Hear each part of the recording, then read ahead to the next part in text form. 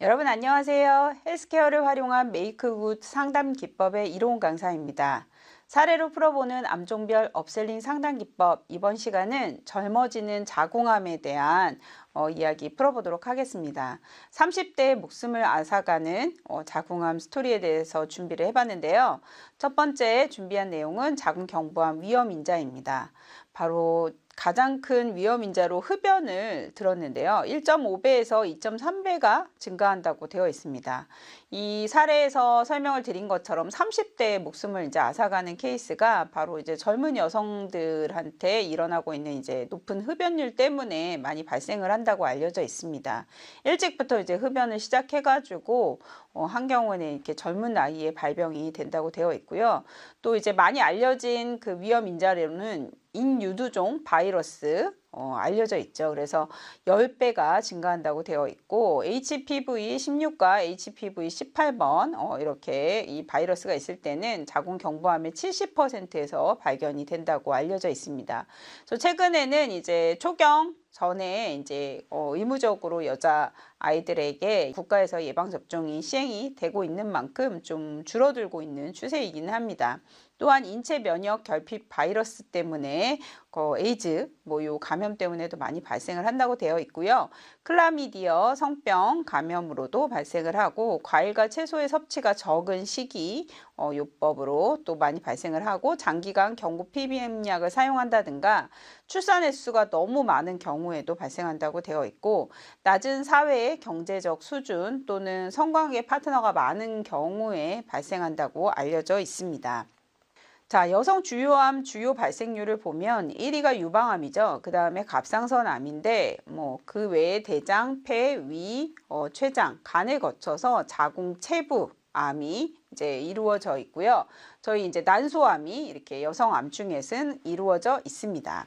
자, 자궁경부암은 제자리암 발생률이 매우 높습니다. 그래서 자궁내암 발생 현황에서 1위가 바로 자궁경부암이죠. 그래서 자궁경부암이 만 건에 이제 거의 해당을 하니까 인구 10만 명당 굉장히 높은 수치거든요. 그래서 대부분 좀 일찍 발견이 된다. 그래서 제자리 암으로 발견 당시에 하게 되면 침유난까지 발생을 하지 않는데 우리 이제 30대의 목숨을 앗아간 케이스는 아무래도 이 제자리암 상태에서 발견이 된 게 아니고 침유난 또는 다른 장기로 전이된 상태로 발견이 되기 때문에 사망을 할 수가 있는 케이스라고 볼 수가 있겠습니다. 자, 이 젊어지는 자궁암 이렇게 이야기한 이유는요. 자궁경부암은 줄어들고 자궁체부암은 급증하면서 아무래도 이 자궁 경부에 생기는 것보다 자궁체부에 생기는 암들이 더 위험하기 때문이라고 알 수 있는데요. 최근 20년간의 이제 통계를 좀 살펴보면 자궁경부암은 줄고 자궁체부암은 늘어나고 있다는 것입니다. 그래서 2019년에 3,298명이었던 것이 체부암이 이제 3,000명대로 하면서 서로 크로스 2020년도에 크로스가 이제 일어나게 됩니다. 그래서 20년대에는 역전을 하게 되는 것이죠. 그래서 자궁경부는 자궁 이렇게 그림에서 보는 것처럼 입구가 아니고 체부 안쪽에 내막이나 자궁 근육 쪽 이렇게 저부나 이런 쪽에 돼 있기 때문에 아무래도 복강으로 또 퍼지는 순서도 좀 빠를 수가 있고 또 더 위험할 수가 있기 때문에 더 좋지 않은 암종이라고 할 수가 있겠습니다. 자, 자궁의 제자리암 치료. 그러니까 초기에 경부에서 제자리암에 이제 발견이 되게 되면 경부의 조직 검사를 먼저 시행을 하게 돼요. 우리가 이제 건강검진 하면서 이제 경부의 세포진 검사를 하게 되는데 여기에서 이상이 있는 경우에는 추가 검사를 하셔가지고 또 조직 검사까지 이제 하게 됩니다. 그래서 치료 겸 조직 검사로 해서 저렇게 꽃갈 원뿔 모양으로 해가지고 잘라내거든요. 이거를 이제 원추 젤제술이라고 하는데 점막하까지 침윤이 없으면은 이제 또 침윤이 발견되면 자궁 절제술이나 이걸 시행하고 침윤이 없는 경우에는 그냥 원추 절제술만으로도 이제 치료가 끝나게 됩니다. 그래서 침윤이 발견되면 자궁만 절제할 것인지 아니면 이제 미리 다 검사를 하셔가지고 CT나 패티 CT나 여러 가지 다 검사를 하셔서 전이에 증거가 있는지 봐가지고 주변 주변 장기, 난소까지도 다 잘라내고 또 복강 내에 퍼졌다고 이제 의심이 되는 경우에는 항암 방사선 치료까지 결정을 하게 됩니다.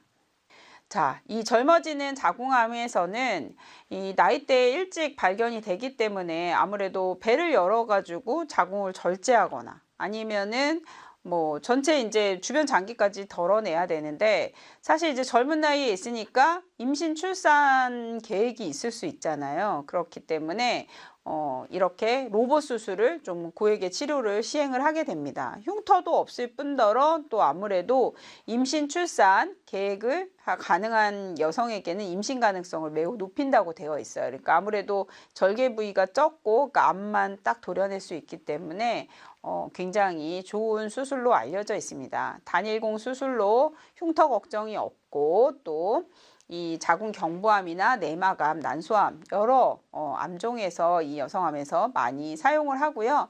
특히 자궁 근종이 있을 때도 고액 비급여지만 이런 수술들을 시행할 수 있다고 알려져 있습니다.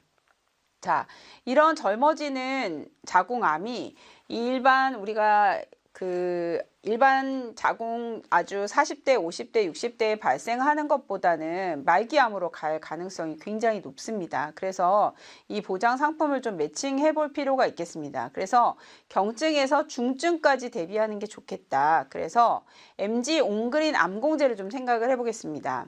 남녀 생식기암, 소외감 진단특약으로 되어 있지만 보장 금액은 동일합니다. 그래서 유방암이나 전립선암, 자궁암을 소외감으로 분류해가지고 일반암과 일부 금액만 보장하는 보험사 상품들과 비교해서는 일반암과 동일한 금액을 지급하는 장점을 좀 어필해 주시면 좋겠고 단 1년 이내에 50% 지급한다는 거 이렇게 알아두시면 되겠고요. 재진단암이라고 할 수가 있죠. 아무래도 젊은 나이에 발생을 하기 때문에 급속도로 퍼질 수가 있고요. 또 여성암 수술 특약에도 해당이 됩니다. 그래서 이 자궁하고 유방은 이제 별도로 이제 보장을 하기 때문에 하지만 최초 1회안으로 보장을 하니까 여성암 수술 특약에도 해당이 될 수가 있고 아까 말씀드렸지만 9대 기간 양성 신생물 수술 특약의 경우에도 이제 해당이 될 수가 있으니까 이런 이 전암 병변들 좀 보장하는 이 특약들도 좀 미리 준비를 해두시면 좋겠습니다. MG 온그린 암공제에서 이제 중증이 됐을 때는 어떤 치료 특약들이 있을까요? 재진담 계속 받는 재진담 암 특약, 또 표적항암 허가 치료비 특약, 또 항암 양성자 치료 특약, 항암 세기 조절 방사선 치료 특약, 또 항암 약물 방사선 치료 특약까지 또 해당이 되고 암 직접 치료 통원이나 입원비, 또 암 특정 재활 치료, 암 특정 안화 치료 특약까지 또 보장을 받으실 수 있고 암 간병 자금 지원비 특약까지 받으실 수가 있겠습니다.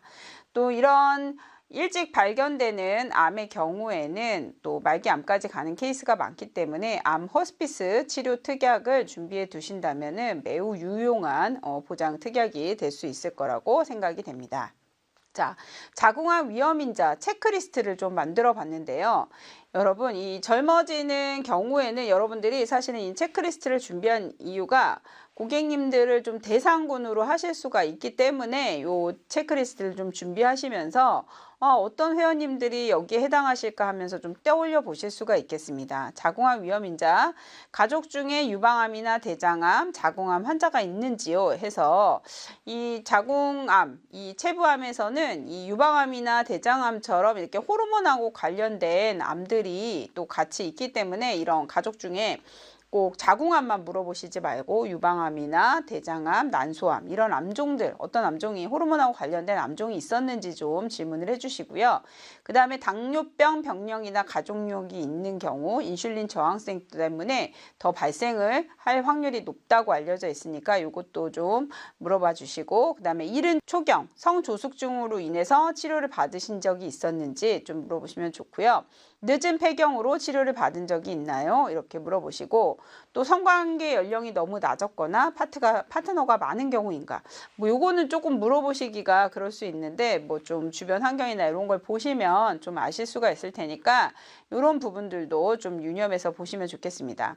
또 자궁경부 인유두종 바이러스 감염이 됐나 이렇게 물어보면 이거는 실제로 또 염증 반응이 있는 경우에 미리미리 또 검사를 하는 경우가 많으니까 요게 이제 감염돼 가지고 혹시 치료를 받은 적이 있는지 좀 물어보시고, 또 예방접종을 전혀 안 했다고 하면 또 고위험군에 해당을 할 수가 있으니까 요것도 좀 물어보시면 저희가 짝 보장 제한을 할 수 있는 아주 대상이 될 수 있습니다.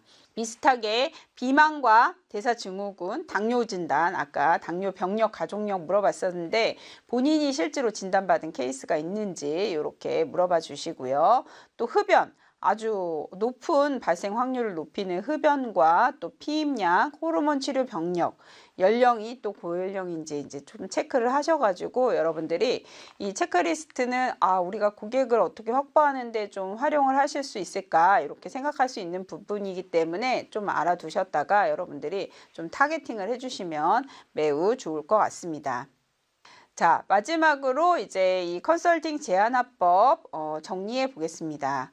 이 자궁 경부암뿐만 아니라 자궁 내막에 생기는 호르몬하고 관련된 질환이기 때문에 키워드들 정리해 보겠습니다. 이른 초경, 만혼, 노산, 모유 수유를 하지 않는 분, 피임약을 보유한 분, 폐경기 호르몬 치료를 하신 분, 또 인유두종 바이러스 감염, 또 소액보험금만 갖고 계신 분, 또 로봇 수술, 고액 치료비를 대비해야 된다. 그 다음에 젊은 여성에게 좀 제한을 해보자.